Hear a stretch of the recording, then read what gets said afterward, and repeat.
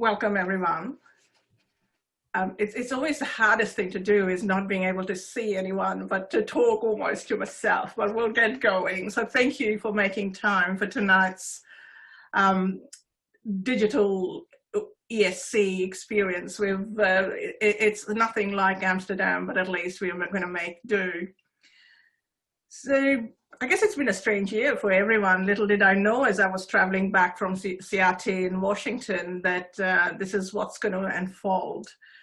As we prepared, we kind of thought, is it going to be really that bad? Well, you know, we went along, we were doing what we were told to do. And then really we saw New York unfold. I think those images of the tents in Central Park is forever going to be there, you know, in our minds, and we've lived to see the empty streets in the Times Square. So I guess it's hard, but you know, we're survivors. We're surviving. We're doing the best we can under the circumstances. I'd like to thank Anna Beale. Anna is one of our young cardiologists in the VIC, the Victorian Women in Cardiology working group, who said that, it's about time. We've spent this much time in lockdowns and not catching up. We should do something, which kind of got me thinking 2 weeks to this date, kind of, well, you know, ESC is around the corner. We've always done these fancy dinners and beautiful talks. Well, we can't be walking in Paris, but we could do something digital.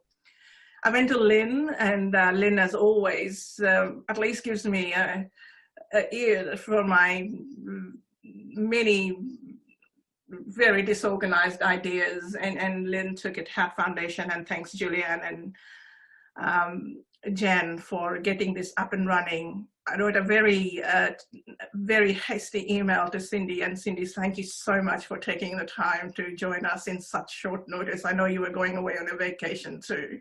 Yeah. So thank you so much. Without much ado, I'll just get Pragya to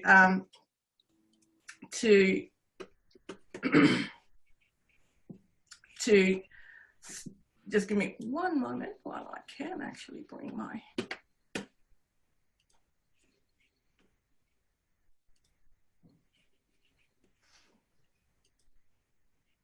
So I guess, again, let's just start with the Women in Cardiology ESC Congress digital event, where we can't be in Amsterdam, but we can always think about Anna Frank. If she could do it, we can too.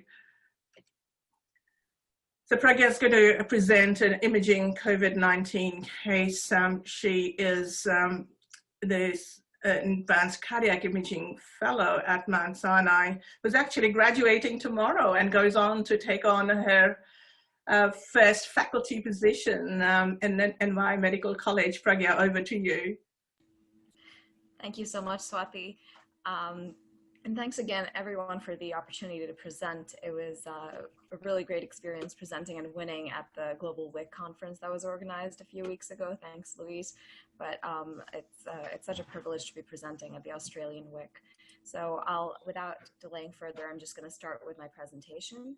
Swati, I think someone has to allow me to share my screen, the host. Okay, there. And then I think I should be able to. Are you able to see my screen? Yep. Okay, great. So today I'll be presenting a case on multimodality cardiac imaging for the management of a cardiac mass in the era of COVID-19. A 54-year-old female presented to the ED with the chief complaint of subjective fevers, chills, nausea, vomiting, and right lower abdominal pain that had been ongoing for 2 days. She stated that her fevers had started 1 week earlier, and at that time, she also had an associated cough. Her symptoms worsened acutely 2 days prior to presentation. Her past medical history was significant for a history of non-obstructive coronary artery disease, hypertension, insulin-dependent diabetes, and hyperlipidemia. Her home medications consisted of a low-dose aspirin, duloxetine, irbesartan, levothyroxine, metformin, rosuvastatin, and both short and long-acting insulin. There was no known relevant family history, and no history of alcohol, tobacco, or other illicit drug use. She had a history of allergies to hydrocodone and ampicillin. In the ED, her initial vitals were as follows. She was febrile with a temperature of 103, tachycardic with a heart rate of 120, had a respiratory rate of 20 with an oxygen saturation of 97% on room air, and her blood pressure at the time was 155 over 107. Pertinent findings on physical exam included the following. She had an altered mental status or a waxing and waning mental status. She had dry mucous membranes and irregular tachycardia on auscultation. Routine labs were performed in the ED, and relevant findings were she had a mild hyponatremia with a sodium of 131, a mild hyperglycemia with a glucose level of 225, a mildly elevated LDH at 291, D-dimer at 1.99, and fibrinogen at 840. The remainder of her labs, which included a complete blood count, cardiac enzymes, that is troponin I, PT, PTT, INR, and lactic acid were normal.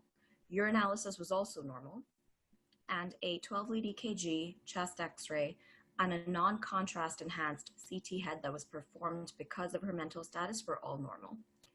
Because of her presenting symptoms of nausea, vomiting, and abdominal pain, a CT abdomen and pelvis with intravenous contrast was performed, and what they found was a sharply demarcated area of hypoenhancement here in the left renal superior pole that was consistent with a renal infarct. But additionally, an incidental finding was this round mass in the left atrium that was concerning for a left atrial thrombus based on the report. Additionally, because she was febrile, a SARS-CoV-2 PCR was performed in the ED, and this was found to be positive. So she was admitted to the hospital, and she was started on antibiotics because of concern for infection, and also an intravenous heparin because of the CT finding that showed that this was possibly a left atrial thrombus. And she was urgently transferred to Maine Mount Sinai Hospital for further evaluation by cardiothoracic surgery. The main question at this point was, what is the differential diagnosis of a left atrial mass? And the top differentials of a left atrial mass are the following: a thrombus, a myxoma, a lipoma, various types of sarcoma, or a metastatic lesion. So she first underwent a transthoracic echocardiogram. And here on the images on the right-hand side, starting with the top left, this is a parasternal long axis view on transthoracic echo. We can see a rounded lesion in the left atrium. On an apical 3-chamber, again, you can see a rounded lesion in the left atrium. And if you look here in the short axis view, it's clearly attached to the interatrial septum. And in this short video clip, the mass appears to have an irregular surface or typical finger-like projections, which are more classic for a myxoma. And so based on these findings, we were more concerned for a myxoma than we were for a thrombus. However, since the next step would be surgery, the surgeons wanted us to confirm what it was. And so we had to choose a second imaging modality. And our choices at this point were either a transesophageal echocardiogram, which is typically the next step, or a cardiac MRI, or less commonly another cardiac CT. Now, this was in April earlier this year, which was at the peak of the pandemic here in New York. And so we were reserving transesophageal echocardiograms only for patients that absolutely needed it because of the risk of transmission of infection from the patient to both the sonographer and the physician due to the risk of aerosolization during the procedure. So we decided to not perform a transesophageal echocardiogram, and we chose a cardiac MRI over a cardiac CT because of its accuracy of tissue characterization. So our next step was a cardiac MRI. And here on a 4-chamber SSFP Cine clip, again, we can see the mass is attached to the interatrial septum, as seen in the left atrium. It does not prolapse across the mitral valve, so there's no mitral valve obstruction, and biventricular function is more or less normal.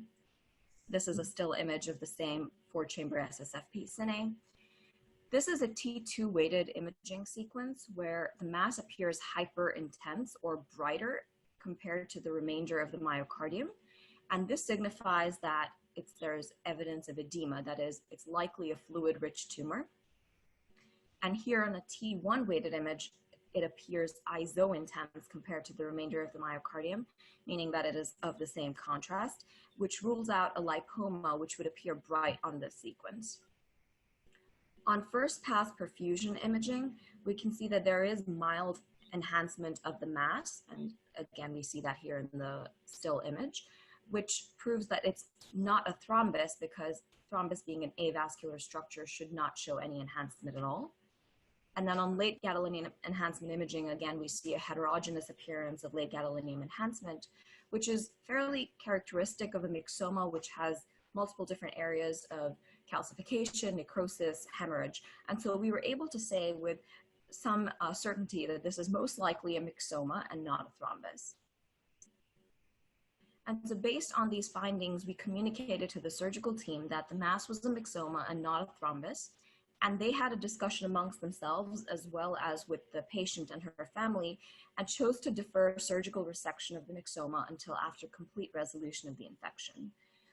They, in the meanwhile, recommended performing continuing short-term anticoagulation with apixaban 5 milligram twice a day. And their rationale for this was twofold. Firstly, we know COVID-19 patients have a high predilection for thrombus formation. And secondly, they wanted to prevent recurrent embolization in a patient that had evidence of prior renal infarct based on the initial CT abdomen and pelvis. Surgical resection was subsequently performed 6 weeks after anticoagulation and after complete resolution of the COVID-19 infection. And histopathology, as can be seen here by the H&E and the calretin stain slides, revealed that it was an atrial myxoma with some superimposed thrombus. So a brief discussion about this case. Cardiac tumors in general, we know, are very rare, and atrial myxomas are the most benign, or the most common benign cardiac tumors. They are predisposed to thrombus formation and development of superimposed thrombi, especially if they have a villiform surface, and this can lead to systemic embolization of either tumor tissue or of thrombi. While diagnosis and management of atrial myxomas is typically straightforward, it becomes more complicated in the setting of COVID-19 infection. We know that patients with COVID-19 are at high risk of developing arterial and venous thrombi, so it's likely that a patient with an atrial myxoma and concurrent COVID-19 infection has a higher likelihood to develop superimposed thrombi, which could result in recurrent embolization. We also know, based on a recent expert consensus statement, that short-term anticoagulation is recommended in certain specific cases in patients with COVID-19. So our case demonstrates how multimodality cardiac imaging can be safely taken into consideration in specific scenarios in patients with COVID-19 according to the most recent updated guidelines, and how to choose the appropriate imaging modality based on the scenario. Cardiac MRI is a low risk and an excellent imaging modality that can help differentiate thrombus from cardiac tumor. Our case also demonstrates how we used a short-term anticoagulation approach in our patient with atrial myxoma and concurrent COVID-19 until there was complete resolution of the infection and the patient could be safely taken to surgery. So a couple of learning points from our case. Firstly, to review how to choose the appropriate cardiac imaging modality in patients with COVID-19 and how to safely perform these tests in accordance with the most recent guidelines. Secondly, to review cardiac MRI features of atrial myxoma and how to differentiate myxoma from thrombus. And finally, to demonstrate how a short-term anticoagulation approach can be considered in patients with atrial myxoma and concurrent COVID-19 infection until surgical resection can be safely performed. And with that, I will conclude my presentation, and I'm happy to take questions. Thank you. Thank you, Pragya. Just wondering, any of the panelists have a question?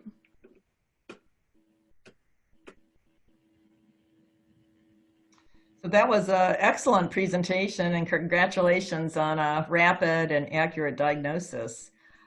So if COVID-19 was not an issue, would you tell us how you would have changed your decision making? Yeah, I think the two of our steps that would have been different. Usually, when there's a case of a myxoma or a case of a left atrial mass, we would have followed a transthoracic echo with just a TEE. And on a TEE, we can say to quite certainty that it is a left atrial myxoma and it's not a thrombus, especially after giving some contrast. Again, even in those cases, if there is any ambiguity, we do perform a cardiac MR, but usually in most cases, we can tell it's the myxoma. And secondly, we would have never done anticoagulation. We would have probably just, and the surgeons would have probably just advised taking her to the OR immediately, given that she already had an embolization event, and we were able to tell with certainty that this was a myxoma.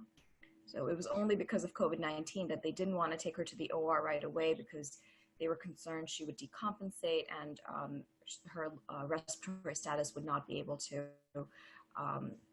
take the stress of surgery. So I think that's what would be different. Right. And so the marked elevation in her fibrinogen, yet having a normal D-dimer, what do you make of that? So I think the D-dimer was mildly elevated also. I think all of them were just mildly elevated, D-dimer, LDH, and fibrinogen. And I think we saw that in a lot of our COVID-19 patients, even in the absence of thrombus. And I know that I don't want to speak with certainty for Mount Sinai because I don't remember the anticoagulation protocol off the top of my head, but I know a number of institutes in New York. I'd spoken with a lot of people that were taking care of these patients just based on those labs alone in the absence of a definitive thrombus. I know anticoagulation was being initiated in certain patients because of their increased likelihood of developing thrombus. But I think these were being checked on every patient coming in with COVID-19 just to kind of get a sense of what is their likelihood of developing a thrombus. Right. And were you mainly using NOACs and for any particular duration? So I believe that if there was evidence, and again, every institute's protocols were a little bit different, but if there was evidence of a thrombus, DVT at all, of course, they would be started on intravenous heparin or on apixaban. I know at Mount Sinai we were doing more apixaban. And then in terms of continuing it, in the absence of an actual thrombus, based on that consensus statement that I referenced earlier, there were certain patients where, and there wasn't complete expert agreement on this, but the way they had framed it in the statement was that if there's someone with a prior history of cancer, prior history of DVT, anyone that's considered at a higher likelihood of developing a DVT or an arterial or venous thrombus, they can be considered for short-term anticoagulation, which I believe was about 6 weeks after discharge from the hospital, even in the absence of evidence of thrombus. But again, this was the way it was framed in the statement was just, this is not a clear-cut recommendation. It's something that should be considered on a case-by-case basis because there was obviously not complete agreement on this because of the risk of bleeding. So, yeah. Okay, could I ask a question? I've actually got two questions. Please. The first is, before initiating anticoagulation, did you consider any neuroimaging just to make sure there were no cerebral emboli? And I'll ask the second question in a minute. Sure. I believe the only neuroimaging that she had received was a non-contrast CT head at the beginning, which ruled out any bleeds. She didn't get a CT angiogram to look at emboli, but I also believe that her initial mental status that had been waxing and waning improved significantly, and her physical exam was more or less within normal limits. So I believe it wasn't followed up with any further neuroimaging. Thank you. And my second question was, given her presentation, which was sort of a, I guess, septic picture, were you satisfied that this was all consistent with COVID-19 infection, or was there thoughts about endocarditis given the embolism?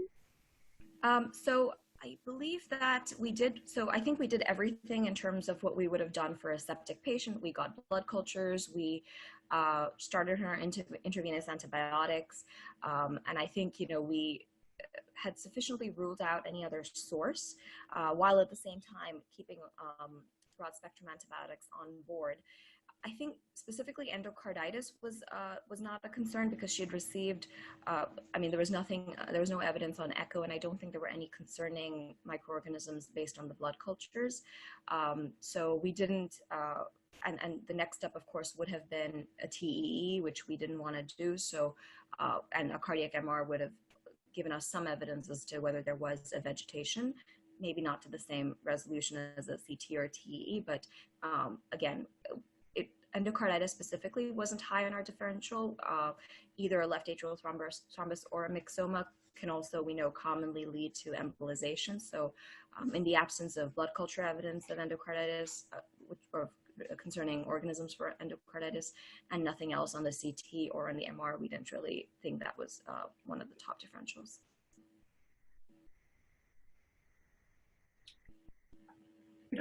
I think we might just take audience questions a bit later on. So okay. We'll, thank you so much. I forgot that was an excellent presentation. That was really, really good. Thank you so much. Thanks again. I'll stop sharing my screen here. Thank you. There.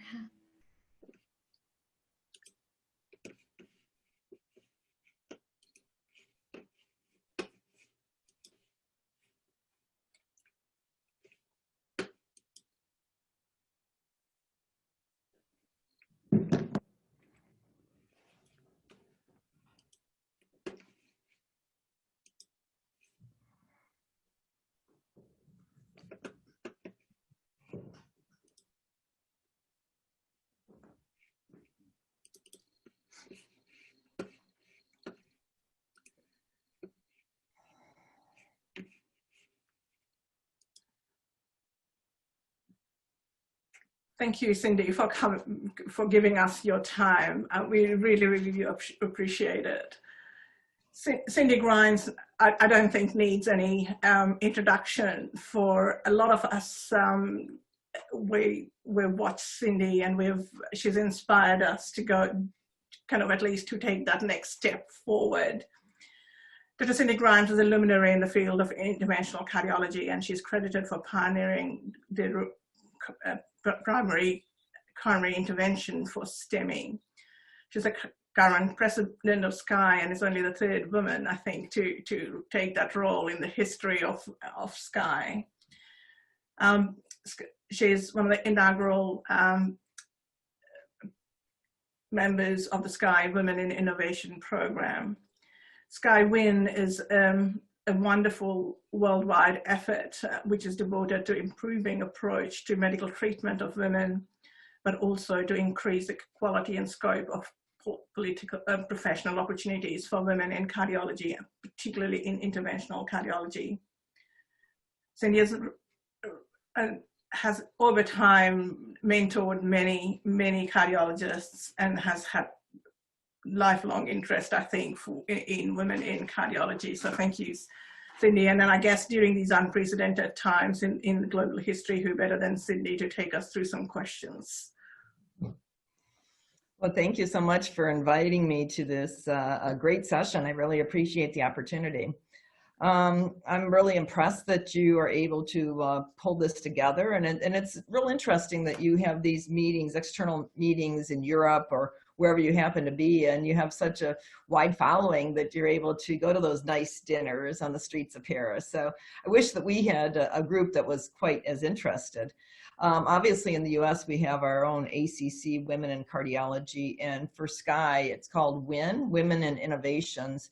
And our mission is to, as you mentioned, we are trying to promote women, professional development of women in interventional cardiology, and encourage them to further their careers. So we do research about women or by women.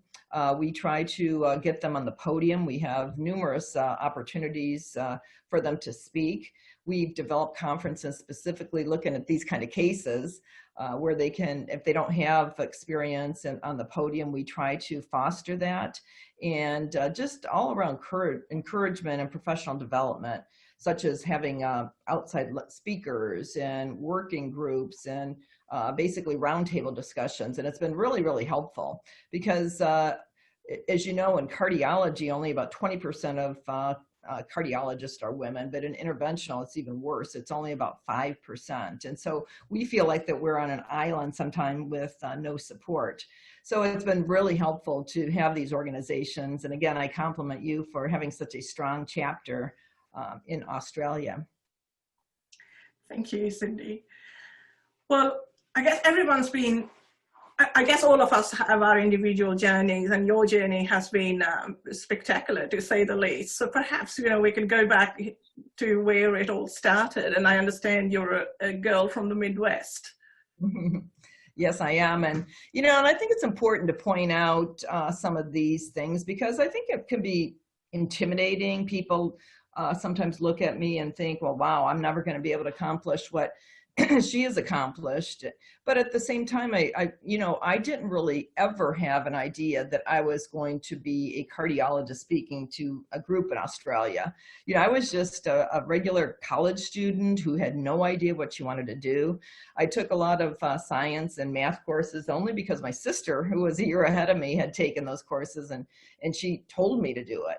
And then I had good grades, and then some of the students in my classes told me to apply to medical school because they were all pre-med. And that's, honest to God, the only way I ended up in medicine, because I had no role models. There was nobody in my family that was in medicine. And at the time, going to medical school was somewhat uncommon. Only about 20% of all medical students were women.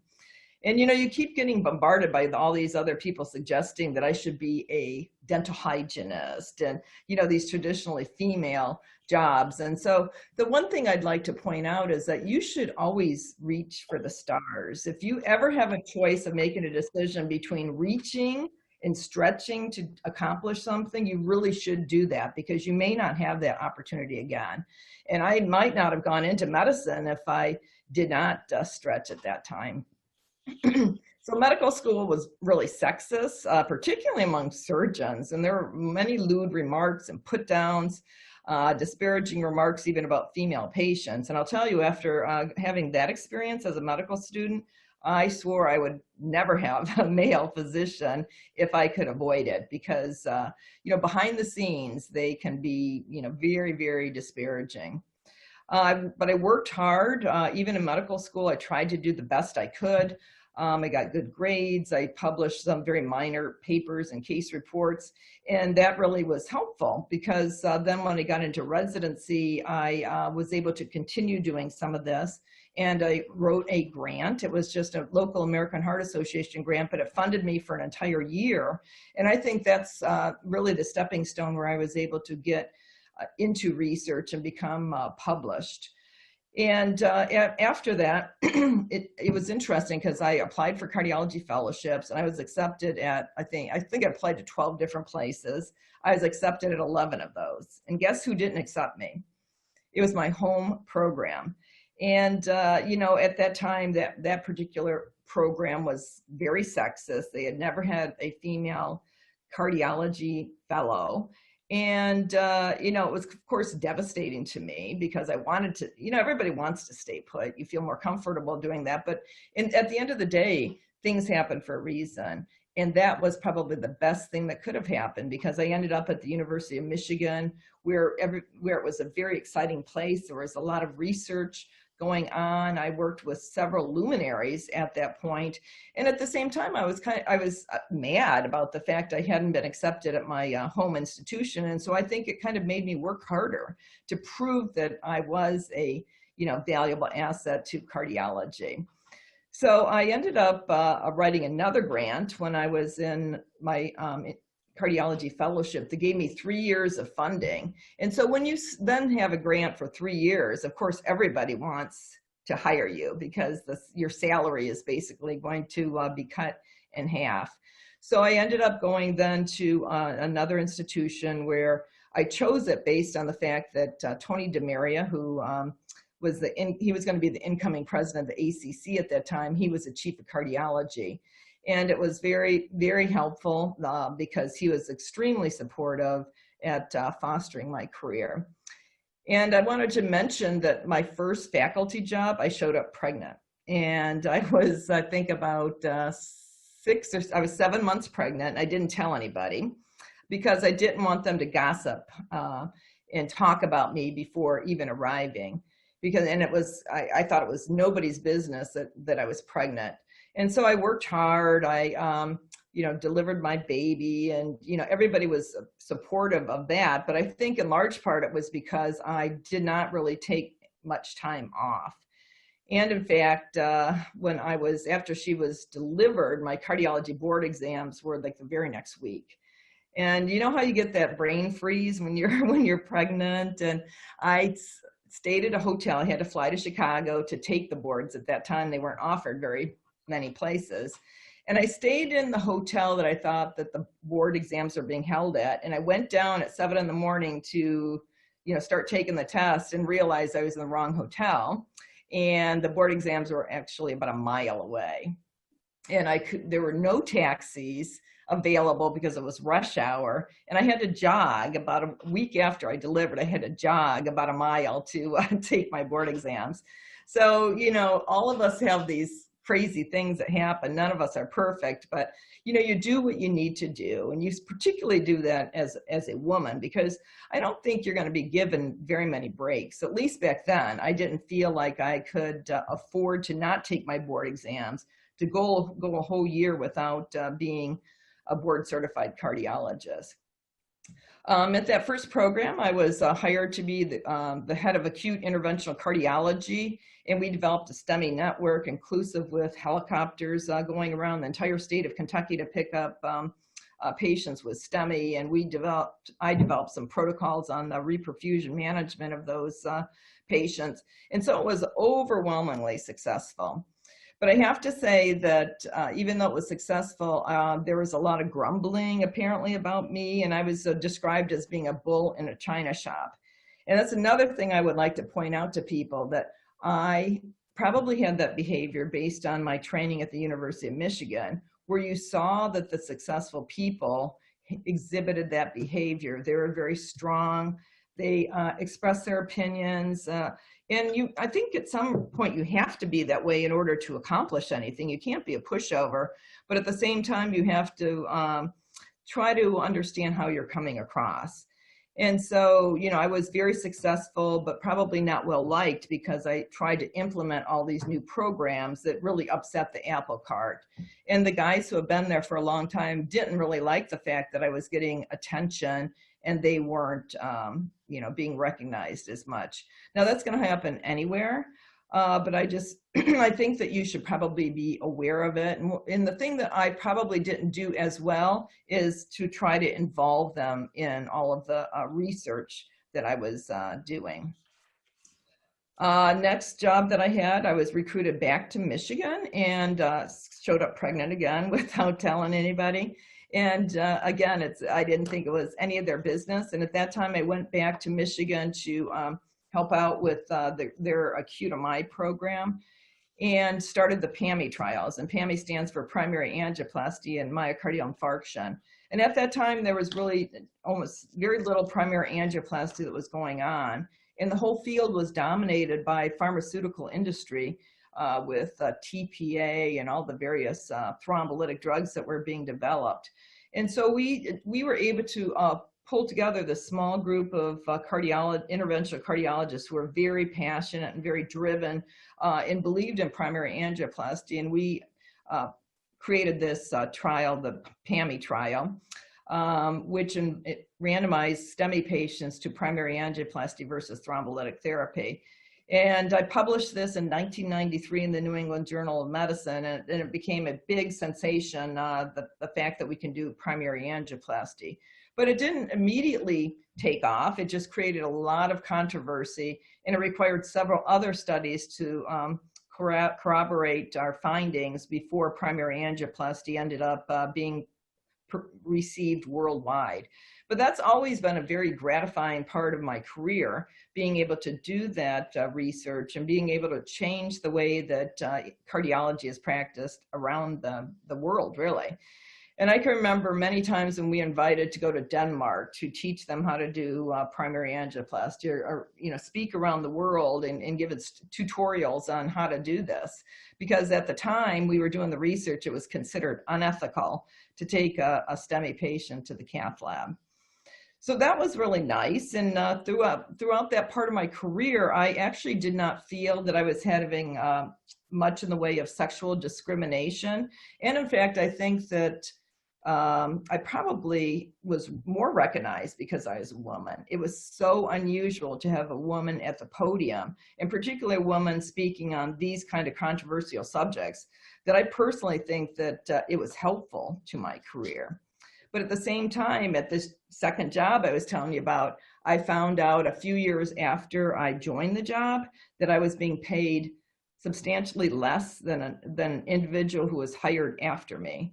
Somebody, you know, I had a higher level title. I was a director of the cath lab. I had more publications, more experience. I was doing a higher volume of cath lab procedures, and that person was being paid more. And, you know, the only reason I found that out is that we shared an accountant who was doing that person's taxes. And that accountant happened to be a woman who told me about it. So I, of course, was very upset about this, but I couldn't really go to my boss in person and say anything because I thought I would be so angry I would start crying. And what I ended up doing is just writing a letter, and, you know, outlining the reasons that I should get paid more than this person, not less than this person, and slid it under his door in the middle of the night. And then the next day, he called me into the office and agreed. And I didn't get any retroactive pay, but moving forward, I was given a substantial raise. And so that's, I think, trying to have those difficult discussions. You have to be very careful, and you don't want to come across as complaining so much as trying to make your case. And it was very helpful that I took that forward, and I'm glad that I was assertive enough to do it. And I was really glad that I did it in that fashion, where I didn't directly confront him and get into a verbal argument, or worse, you know, a crying situation.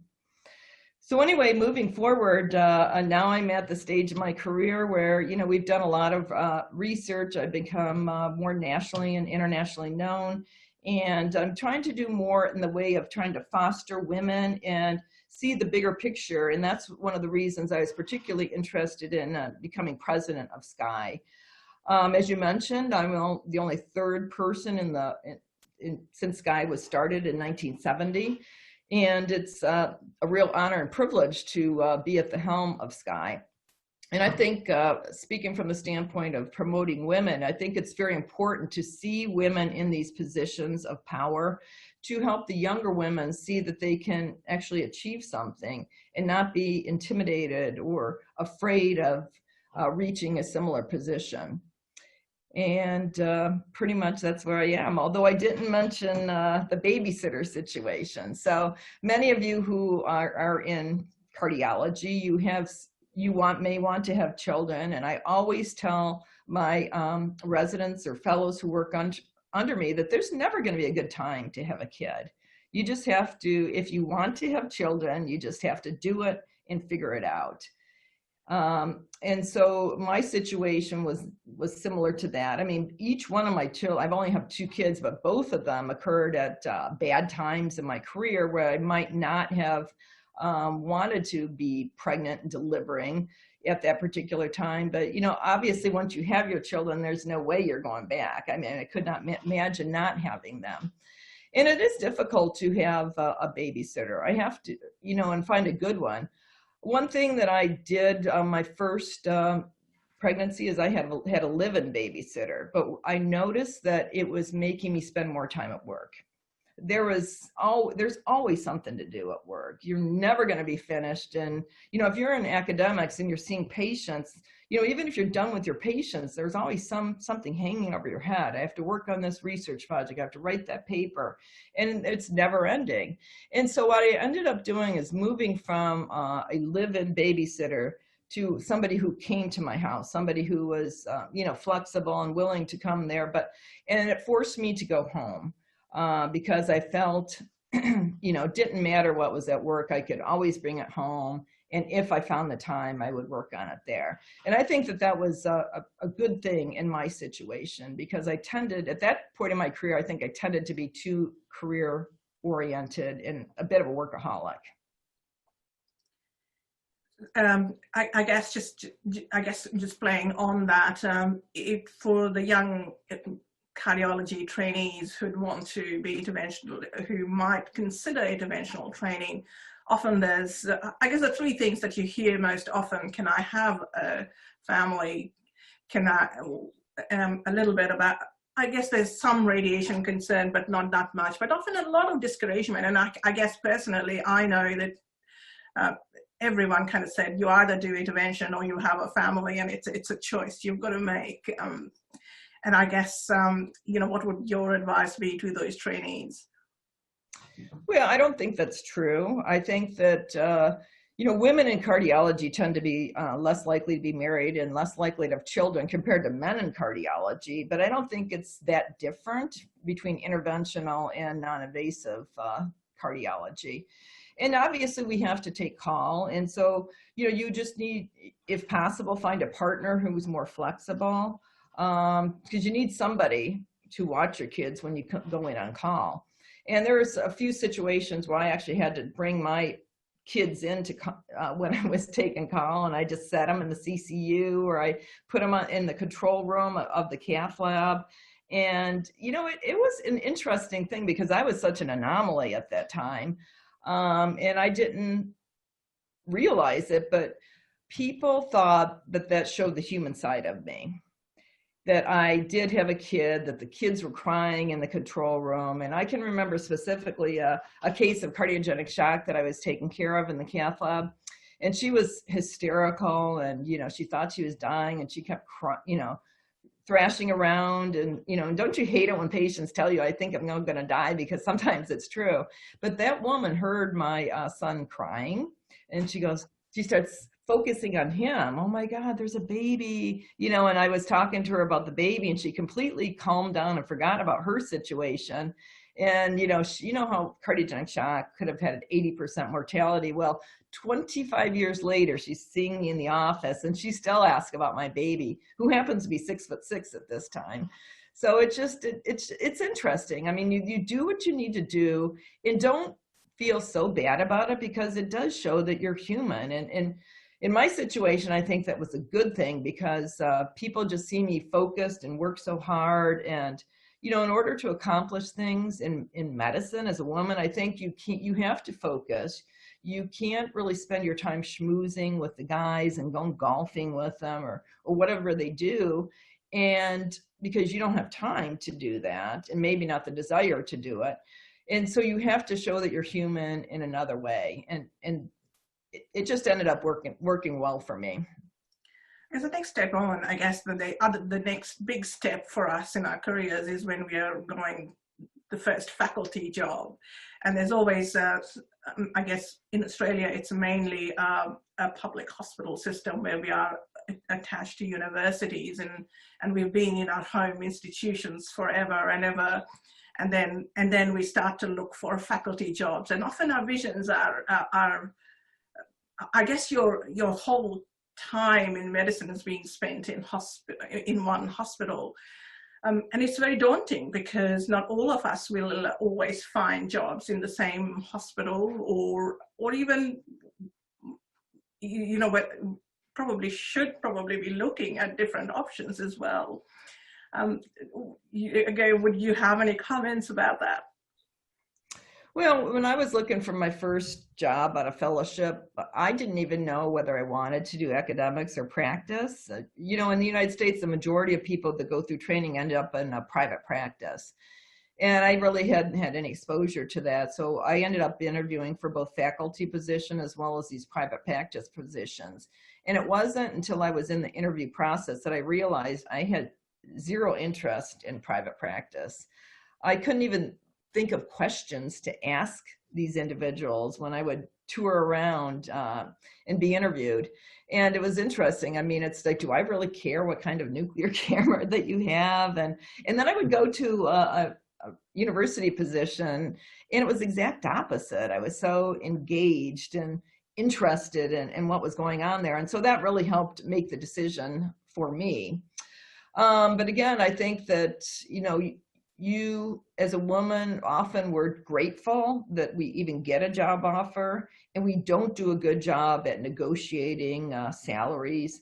You know, you've all seen the data on how we're underpaid throughout our lifetime. And I'll tell you, it starts at your very first job. because we do not tend to negotiate, and everything, at least in the United States, everything is, you know, secretive. I have no idea what the person sitting next to me is making. And so I think a couple of things, you know, try to get the best job you can, but at the same time, what's, you know, helpful for your family or future family in your career. Do not shy away from hard work. If I wanted to shy away from hard work, I wouldn't be in cardiology. You know, I'd be in dermatology or some other profession like that. But I was very worried I'd be bored if I didn't go into a position that I had a lot of passion for.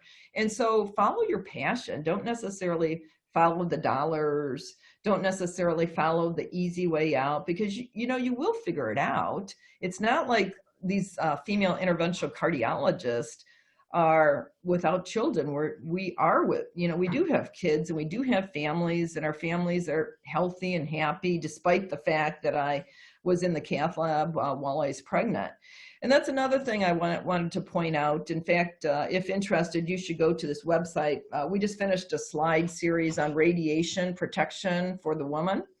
And it's in the Women as One website, radiology slides. And so it's very interesting because, you know, despite the surveys that show that a lot of women are afraid of radiation and a lot of women leave the cath lab during their pregnancy, there's very little data to support that. And in fact, people who stay in the cath lab, like me and many other women I know, there's no detectable radiation on our under apron badge. And radiation physicists don't necessarily recommend that you leave the cath lab.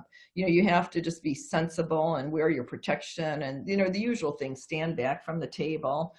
And so I just want to encourage people to consider cardiology as a career and not be so fearful of x-rays. You know, other radiation like nuclear medicine is actually could be potentially more harming. It's hard to shield against that. But x-rays are not that dangerous, and it's you know, you can have your choice, obviously, if you want to stay out of the lab. I chose not to do that, and I'm very happy that I am in the position that I'm in today.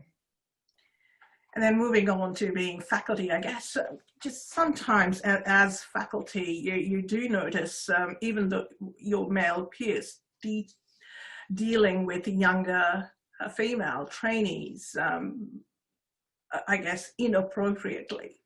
How do you deal with that? Oh gosh, you know, I hope they're still not doing that. There's so many examples of people losing their jobs for that. You know, I guess it's difficult. It depends on who that person is. If it's somebody that you feel comfortable with, or you're at the level where you can pull them aside and talk to them, then I think that's what you should do. Or if you don't feel comfortable talking directly to them, then I would go to your boss and perhaps make a comment about it. Because you're right, it is inappropriate, and you should try to stop it very quickly. And I guess from then on, I thought, you know, probably we just discussed some sort of current issues. We can't have a COVID time conversation about without discussing COVID. So as a leader in what the world's going through at the moment, you know, what is your insight, and how as a leader do you think we go forward from here? Because this year, I guess, for a lot of fellows has been a very disruptive year, where they've not been able to go to their, well, people finishing haven't been able to finish, people going overseas have not been able to go, and it often is very, very daunting. At this point in time, I guess everyone kind of feels, so that's another year gone. What would your advice be to them? Yeah, it's really unfortunate, because the trainees have not been able to get their volume of cases that they may need to graduate from interventional cardiology. And I guess something similar might be happening with clinical cardiology. And another problem is that many of these clinical cardiology fellows were pulled into taking care of COVID patients, something that they're not trained to do. Not that anybody knows how to take care of them at the time, but they were completely taken out of cardiology and made to become hospitalists and round on these patients. and basically staff these new intensive care units that were being created. So all that is very, very challenging. But what we tried to do in the United States is we discussed with the American Board of Internal Medicine these volume requirements, and the ABIM is actually lightened up and allowing fellows to sit for the boards even though they might not have the exact volume requirements. And I don't know how they might actually require them to achieve them in the next couple of years, even in their routine practice or in their faculty position. But they are graduating, and they seem to, so far, I think that they seem to be doing okay. And I guess, you know, sort of trying to bring home together the heart disease in women and women in cardiology. I guess we can no longer say with the trial that just got presented in ESC last night that young women have poorer outcomes. So the Italian study didn't show that, but you know, we know that they present later, there's less participation in cardiac rehab, less representation in clinical trials, and less women in STEM. Do you think it is just the same reasons? Is the leaky pipeline? Are these just different scenarios of the same problem? Well, you know, I am very interested in women with cardiovascular disease. And I think that, you know, we're lucky being women, because I think we are protected somewhat from cardiovascular disease, at least until we get into advanced ages. So with regard to the lack of women in coronary artery disease trials, I think it's multifactorial. One is that we have less coronary disease at a younger age, and so it's not as much discrimination. But I do think that there obviously is discrimination that happens, because we've all seen these studies where even if a woman has an MI or acute coronary syndrome, they're less likely to be treated with guidelines-directed medical therapy. They're less likely to be referred for cardiac catheterization, et cetera. So, you know, we do need to consciously, you know, take charge of this. And this is why I think it's so important to have women in cardiology. Because first of all, I don't think the men care as much about women. They are actually a little resentful that we are focusing so much on female patients and female cardiologists, and they don't feel that they get that same type of treatment. And so, but as a female cardiologist, you're more likely to recognize that atypical symptoms could be the real problem in women, and you're probably more likely to treat them appropriately. And obviously there have been some studies demonstrating that. So female doctors tend to have better patient satisfaction scores. We tend to talk to the patients more and explain it. We tend to treat them with guidelines directed therapy more often. And at least one study showed that there are improved outcomes if you're taken care of by a female physician compared to a male physician. And so I think that we just need to try to educate everybody around us. And I repeatedly bring up the situation that, oh, this patient is atypical. When I'm in a case conference and the fellow reports this patient has atypical chest pain, and I remind them, but women have infarctions with atypical chest pain. You cannot ignore it. And so if we keep saying those things, then ultimately the men will listen, and hopefully all women will be treated differently. With regard to women going into medicine, I don't, you know, even though we do have this leaky pipeline and not as many women are interested in STEM, you know, hopefully we're going to improve upon that. But when it comes to medicine, at least in the United States, 50% of all medical students are now women. And they're still not going into the traditional male fields. I mean, they're not going into cardiology, they're not going into orthopedic surgery, but it's very encouraging that 50% of all medical students are now female. And I see that this will change over time, you know, what their interests are. But I think all of us need to steer them in the direction that cardiology is very enriching. There's always something new and exciting going on. You're never going to get bored with cardiology because it's just so innovative. And we have to do our best to steer them in that direction.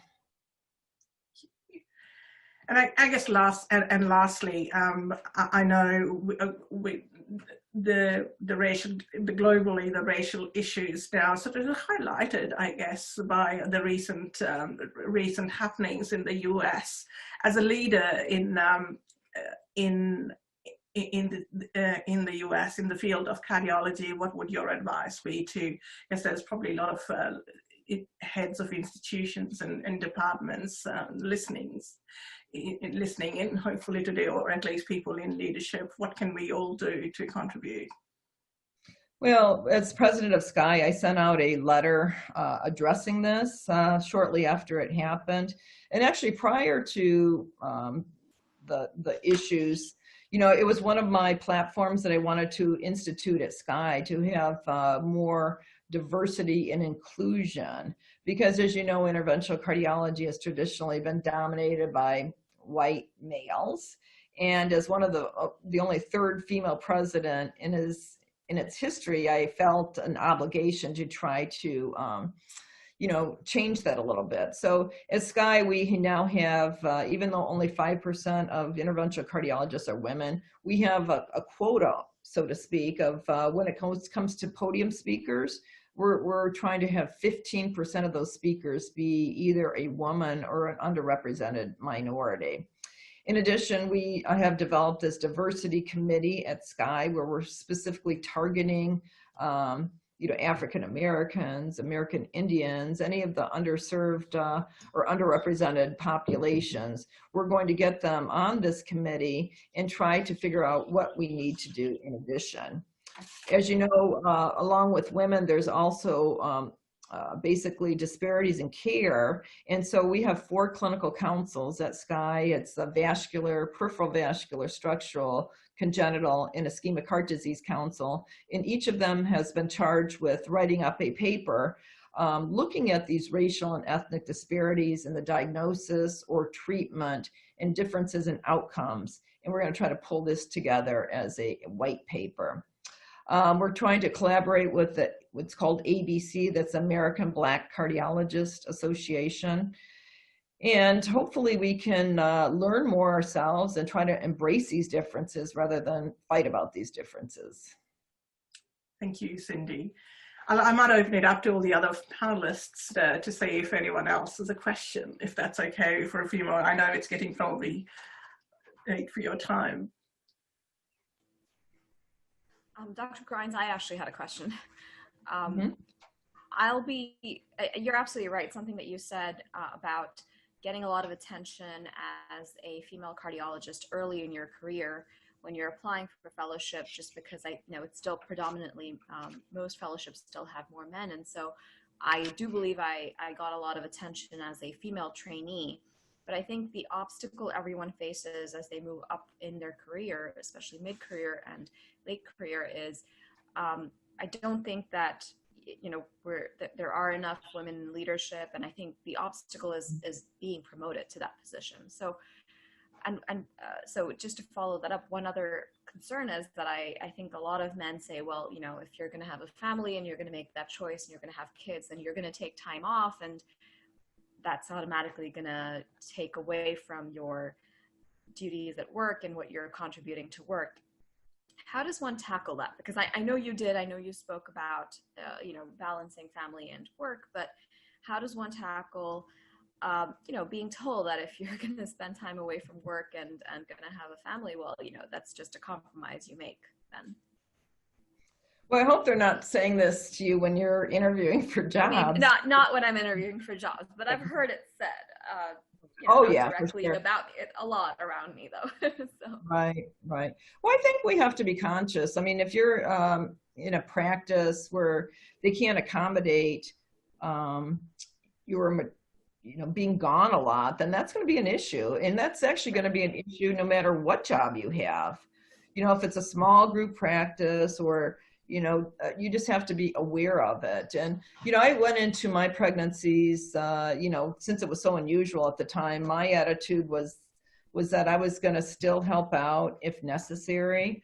I was going to try to take maternity leave. There was no such thing as maternity leave when I was when I was there, and I didn't take that much time off. But at the same time, I had this attitude that, you know, I don't know, I grew up in a rural area with horses and a lot of animals, and I saw that they could deliver babies and, you know, get up and run around the pasture. And I just had this attitude, well, you know, it's not going to incapacitate me, number one. Number two, I'm not going to pull the sex card and say, well, I pound my fist saying I need to have my maternity leave. I mean, I ended up taking a month off, but I was flexible. So the day I was discharged from the hospital, with my second child, I was called in to do an emergency in the cath lab because nobody else could do this particular technique at the time. And I just did what was necessary. And I think if you have that attitude and not so stringent about, you know, somebody interfering with your maternity leave, then I think it'll go a long way. But don't let them intimidate you. You know, you can be a mother, you can have a family, and you can be a cardiologist. I mean, it's not easy, but I don't think any working woman finds it easy to do it all. Thank you. Anyone else have any questions in the panel or from the audience? I'll just try and wait. Swati, it's Lynn. Oh, go ahead. I'd just like to make a comment on what Cindy just said. I, like her, didn't have maternity leave and took only 2 weeks off after my children's birth. And I did it because I felt intimidated by the boys, that I really had to perform. And I just would encourage the younger people not to feel like that, because there are so many other ways that you can make a mark and be just as hardworking. And, you know, when the men have some illness or other and take time off, you can pay back the time that you took off. Bottom line, don't be intimidated to conform to the boys' club. I think I'd agree, Lynn. I mean, I again, similarly, I think I came a little bit behind you, but still, I guess back in the time, I still do distinctly remember asking for a day off because my son was sick, and I came back and they said, you know, you really got to question your commitment. Like, you know, people go to the beach and take a day off or have a flu. My son was sick. I just happened to have said the truth. But things have changed. You know, I think, you know, we've all worked hard and things are changing. So I think there comes a time when we've just got to stand up and just say what we have to say. And hopefully, you know, things, you know, if we talk enough, hopefully someone will take notice some way, some things are changing.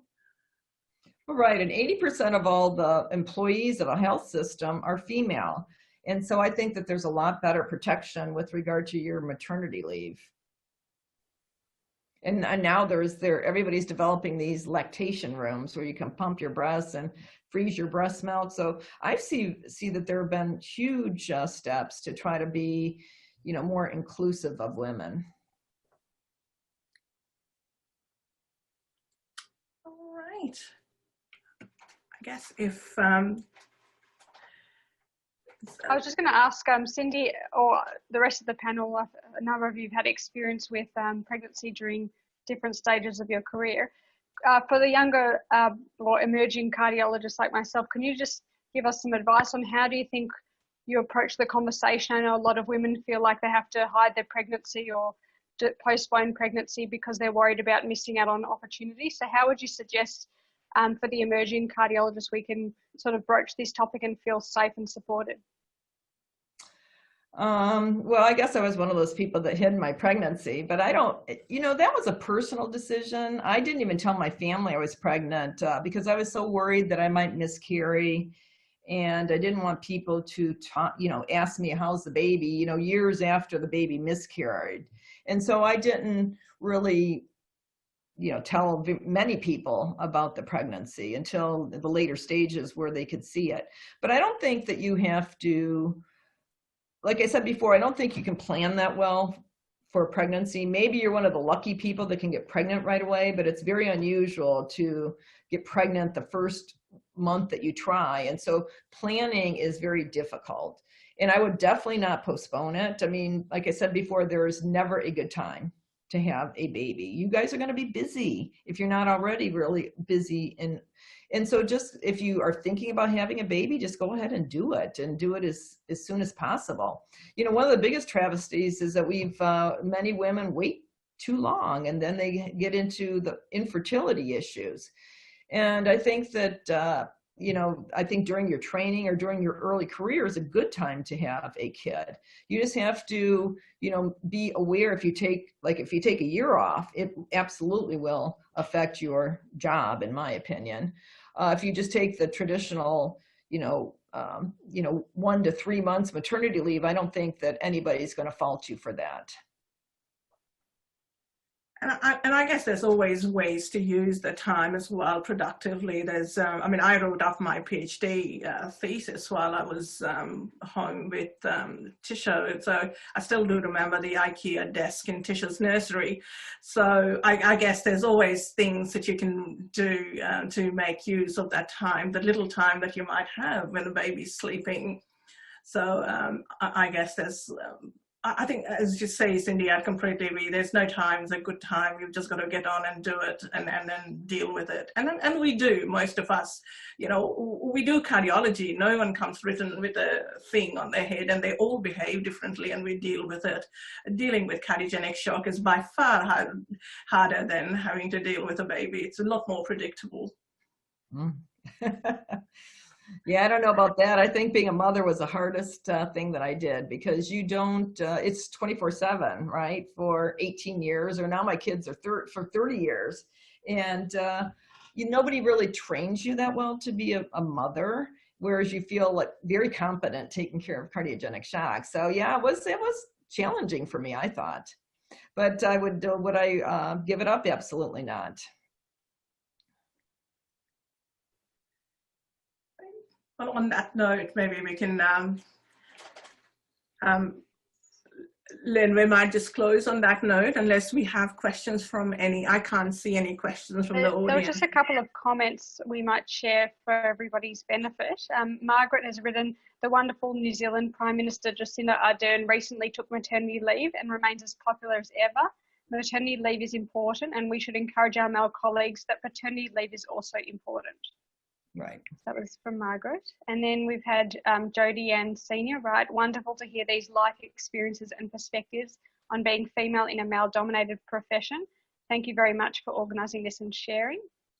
And we do have a question from Edwina, which is along similar lines, how do you crack the club of men in cardiology? As in, it often seems who you know or play golf with rather than what you know gets you places.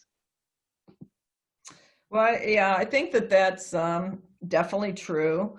You know, when I was growing up, I always thought if you worked hard and you got good grades that you would be promoted. But then I saw it several times where the people who get promoted are the ones who are the good schmoozers. And so at the end of the day, I think good interpersonal relationships are important. And as women, we probably don't do enough of that because we don't have much in common with these men. I could care less about playing golf or talking about sports or the stock market or whatever they do, but we have to try because that's so important in our field. And in fact, it's every field. If you look at these male-dominated professions, it's often because they have this camaraderie that we have not been able to accomplish. And we need to do a better job at achieving that. I think, you know, like I say, you know, it's important to understand the man's world as well. I mean, you know, we live in society and I guess dealing with peers as peers and as best as we can without looking like whinging, complaining females. I think we work hard, play hard and do the things that we do well somewhere. Along the way you'll make friends and all of us have had male mentors who have mentored us as much as we've had male bullies. So I guess it takes all kinds to make the world. I think I can just see one last question for you, Cindy. It says, what are your top 3 advice for young female cardiologists? Oh my gosh. Yeah, that's a question from the audience. Yeah, it's hard it's hard to distill it down, but I think reach for the stars. You know, do more than what you thought you would do. I think when you're young, you have to say yes a lot. If you're asked to do something, the immediate response should be yes, and then afterwards try to sort through it. I think as young women, we might get saddled with some responsibilities that aren't necessarily productive for our career. And so if you're in an academic setting, you need to know what the grounds for promotion are and try to focus on that. Have your career path and then ask yourself every day, is this helping me get promoted, or is this going to help me get to where I want to be in 5 years? So I think those things are very important. And then the final thing is, I think you mentioned work hard, play hard. I think it's extremely important to take some time for yourself and have fun. You know, otherwise you're going to be miserable and you're going to be resentful for the amount of time that you put in. So if you take time out of every day, or at least a couple times a week, to do something that's just for you, it's not for your job, it's not for your family, it's just for you, then you're going to be a lot happier person. Thank you. Swati, I do have a question from our VCWIC. It just hasn't come through the chat. So I'll start with a statement and then we'll put the question to you, Cindy, if that's okay. This is from Angie Leet from Victoria, which is, the statement is that the women feeling that they're having to, sorry, having a few too many conversations, they feel they have to be superwomen and pop out babies, then straight back to work. Do you think that women having to feel under pressure to take as little maternity leave as possible may send the message to women who might feel they need to take more time? So how do we navigate feeling this external pressure or self-imposed pressure to, you know, return to work as soon as possible, where some people might want to spend more time at home building their family at the early stages? Well, I think it's all an individual process. I mean, what I described was because there was zero maternity leave when I had my babies. And so, and I returned to work that very first day just because I thought of the patient. I wasn't thinking about me. I was thinking what is best for that patient. So I'm not suggesting that all of you do what I did as a young pregnant cardiologist. But I think that things are seeming to get easier. I think that, and this is just my opinion, but there's a lot of paternity leave now that men are taking. At least in my hospital, the men get 2 weeks of paternity leave, and they're actually using it. It's not like they're embarrassed to take those 2 weeks off.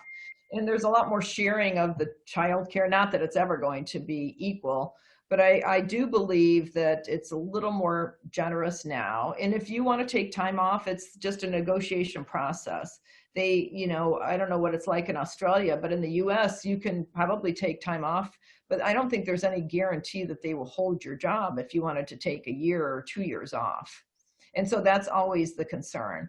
But the good thing about being a woman is we have choices, and we can, you know, we're much more comfortable making those choices and doing a non-traditional pathway compared to a man. So just do what you think is best for you and your family and your career. You know, everything has to be considered.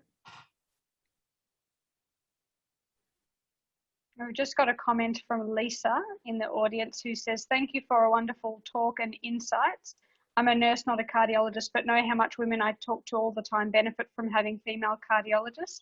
It takes diversity though, and some of the male cardiologists, if and when they listen, are also excellent. Keep up the great work. All of you keep collaborating and listening and lifting each other up.